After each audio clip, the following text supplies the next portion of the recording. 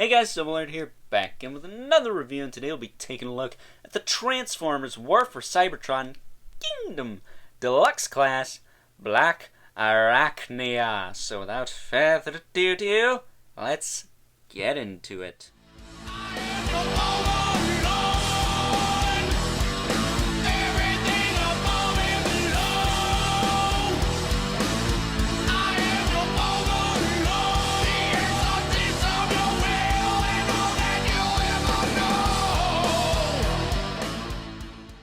Alrighty guys, as I said before, today we're taking a look at a Blackarachnia. You wanna know by now? Wait, where was I going with that? Who knows? But today we're looking at the infamous Blackarachnia. She's a deluxe class figure from the Transformers Kingdom line, which is the third installment of the War for Cybertron series. And man, it's kind of bittersweet getting to this figure. It's the last one I'm going to do for a while anyways. I don't know when I'll get Air Razor or that damn Paleo Trex. I still have Ractonite, and I do have Rat Trap handy, but Rat Trap I think I'm going to review with Vertebrake because they are so small, there's not a lot going on with those figures. And Ractonite, I would like to do the two-for thing when I get the other, is it Fossilizer? Something like that. Either way, we're not talking about all that crap right now. We're talking about Blackarachnia, who I was actually introduced to through the Transformers animated series. The 2007 one, not just the generic name for all Transformers shows. The Transformers animated. That was on Cartoon Network, kind of anime style. That was my first introduction to this character, because I am a little bit young for Beast Wars, although I don't recall seeing her when I used to watch the show on YouTube when I was a kid. I was like middle school or intermediate school. I watched a bunch of episodes of Beast Wars. It was a cool show. CG that would not pass now, but it wasn't horrible back then. But yeah, she was voiced by Cree Summer, the infamous Cree Summer, in the Transformers animated series. It was also in Gargoyles, one of my favorite shows of all time, and probably all kinds of other things to do with your childhood, because, well, it's Cree Summer. I think she was Inspector Gadget's niece at one point. Kind of weird, but getting into this, she does come with the collectible trading card, but I don't need to go over that. It had the foil sticker. My Cheetor one did not, I don't think. But she does have her crossbow, which does store in beast mode, and I'll show you that when we go over beast mode, but it's a nice kind of gold plastic. A couple of tabs on it, and a peg. And it does fit into her little titty twister hands. Well, these wouldn't be titty twisters, it is a lady, but ball crushing hands, there we go. Ball pinchers. That's where we're going with this. I never claimed to be a professional either.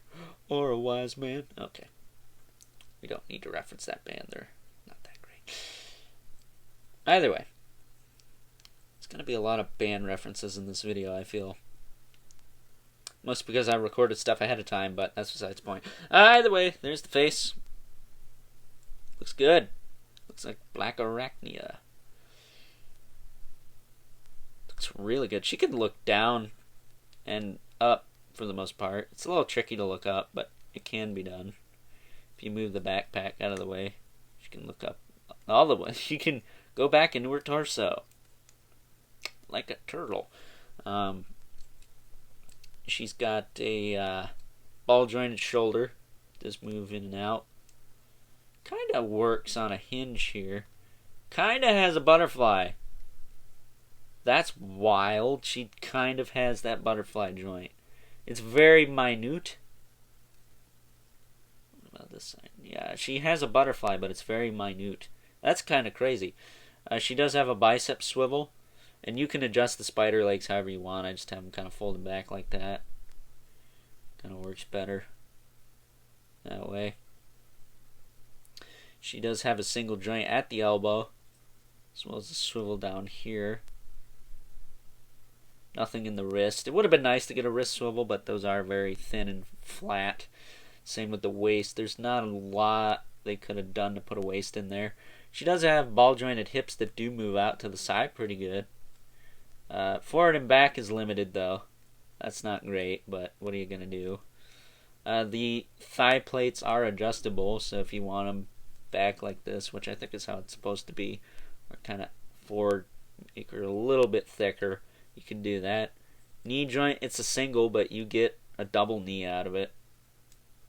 I think it's just a single. Yeah, it's a single. There's no rotation down here either. It's just a straight hinge joint. Actually, let me check. Yeah, it's a hinge joint. You can see the hinge is the same color as the rest of the lower leg. She does have a knee pad, which is also on a hinge joint. So you can cover up the gaps. And then her feet hinge forward and back, but what I didn't know until literally when I took the URL shot for this figure, she has frickin' ankle rockers. That is insane. And they work really well. She's got like really solid ankle rockers. Feet are kind of gappy, but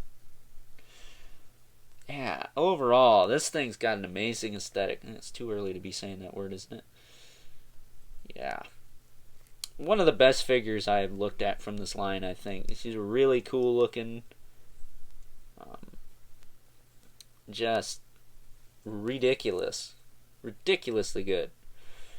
So, getting this back in her hand here.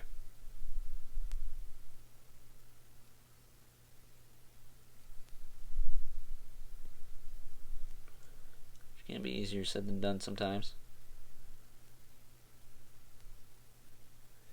There you go. There she is standing up. It looks really accurate to the original series as well. I'm not sure if she's going to look 100% like this in the new Netflix series. Same with Cheetor. I didn't mention that in his video, but they look really close to the original source material from, what, 96, 97? That shows almost what? I want to say 25 years old. Am I right? Is it something like that? Either way, with that being said, let's take a look at some comparisons. Taking a look at some comparisons for robot mode, here is Blackarachnia next to the Voyager class Optimus Primal and her arch nemesis, the Deluxe class Cheetor. And last but certainly not least, got our two regulars, the Mythic Legion's Brother Mandibulus and the Mortal Kombat 11 Spawn. So with that being said, let's get her transformed into her beast mode. And here we have Blackarachnia in her beast mode, her Black Widow beast mode. And let me tell you what, my aunt would hate this thing. My aunt is not a big fan of spiders, so this is a absolute no for her. And it looks semi-realistic. I will say the face has a little bit to be desired, but it is a deluxe class. It's a $20 figure after all. Her crossbow does store on the bottom here and kind of helps hold her arm into place, or arms, I should say, into place when you fold them up against the back of the spider here. So, I should say underside of the spider. But yeah, that works pretty good. It stays together for the most part. Some things untab here and there, but nothing too crazy. Nothing too complex. It's just getting this kind of shell piece over enough stuff to kind of conceal it all in there. That's really the only thing you got to worry about. That, and there is a tab, I think it's around the head, so I can't really show it here, that just kind of shears off when you try to transform it. It's not detrimental to the figure or anything, but if it comes off, it comes off. It's spilt milk at this point, really. But looking at the spider mode here, it's really good. I really like it. She's got the 8 legs. They're all articulated on little ball joints here, or you could even move these, I think, right? You can a little bit. No, I wouldn't move these a lot. You will untab the weapon from the underside, but you could probably adjust these if you wanted to. If you were careful, you probably could. But other than that, that's all it does. It pretty much just sits there and looks intimidating. No head articulation, nothing here. I will say it would have been nice if they could have hidden these a little better. I think these could have maybe been black. It would have melded into the beast mode better. Blech. And then she has breasts. That's kind of weird. I'm not sure if these are supposed to be the mandibles, but they look like giant golden knockers. So that's kind of hilarious. Yeah, and then she's got the Black Widow kind of markings down the back of her ginormous spider booty. So yeah, that's about it. I will say this is much better than any of the Black Widow's Marvel Legends has put out. Oh wait, that's a different thing entirely. Still, I like this more. So with that being said, just setting her down there, because there ain't much to talk about, to be honest with you. Let's take a look at some comparisons. Taking a look at some size comparisons for Beast Mode, here's Blackarachnia next to the Voyager class Optimus Primal and her arch nemesis, the Deluxe class Cheetor. And last but certainly not least, got a two regulars, the Mythic Legion's Brother Mandibulus and the Mortal Kombat 11 Spawn. I guess if you really wanted to maybe slap some paint on this, you could use it with your Mythic Legions as a kind of Shelob minion type character. That'd be kind of cool. But with that being said, let's get her back into her robot mode and wrap things up with some final thoughts. Overall, and for being quite a petite little figure that Blackarachnia is, she is really freaking solid and really aesthetically pleasing to the eye. She has little to no kibble going on, at least no kibble that isn't warranted, that is. I do kind of like the fact that she has the backpack on her back there. I think it adds a little bit of bulk to the figure. That's kind of needed, in my opinion. But her transformation, while it is kind of tricky at first, the result is overall pretty solid, even though there is some yellow peeking through, and the spider does have breasts, and the spider could have had a better face. Okay, the beast mode is okay, but it's better than some beast modes we've seen before. Either way, this is a really solid figure for the price point. The robot mode is really, really, really solid as far as aesthetics go. Like, insanely solid for the price point. Even rivaling the Masterpiece. There, I said it. This thing's got ankle rockers.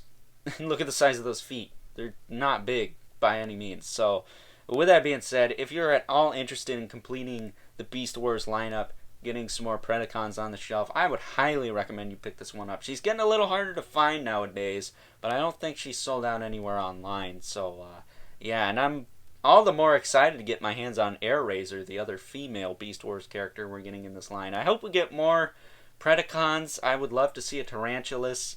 I would love to see a Pterosaur. Especially seeing what they did with this figure, I would love to see what they could do with Tarantulas. Because he's kind of the same type of build. I think back in the day, in the 90s, the original Tarantulas and Blackarachnia were the same figure. So Blackarachnia looked more like a dude, although maybe that's okay nowadays. Who knows? But either way, with that being said, I hope you guys enjoyed this review. Don't forget to like this video, hit that subscribe button and the notification bell so you know whenever I upload more reviews like this one. Not sure what's going to come up next. Well, I do. I got a couple of DC Multiverse figures.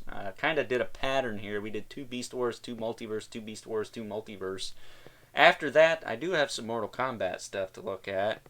But at the moment, I'm unsure. Take a trip into the super unknown as it's either Soundgarden or Audio Slave. Definitely wasn't Chris Cornell's solo career. Rest in peace, man. Either way, we're going to be taking a trip into the super unknown, as the song goes. But, yeah. Man, it's been like 5 years since that happened. Okay, either way, a little less depressing. Don't forget to hit me up on Instagram at Overlord Productions for live unboxing videos of all kinds of stuff when I finally decide to come back and do that. Again, not really living up to that hype right now, but we will get there. I swear. Upon thy mother's blade, because mother's grave is too morbid. We just went morbid, not going back to that. And as always, in case you do miss the live unboxings. I do upload them to IGTV afterwards, so you can watch them in their full train wreck glory. But as always, don't forget to leave a comment in the comment section below. Let me know what you think of this figure, if you want this figure, if you don't want this figure, if you like this figure, you don't like this figure, if you're jonesing for this figure, or if you're going to pass on this figure. I would say if you want it, get it sooner rather than later. She is becoming a little bit more scarce, so take that with a grain of salt. But as always, keep the comments civil, because the world sucks enough as it is. And until next time, I'll catch you guys later.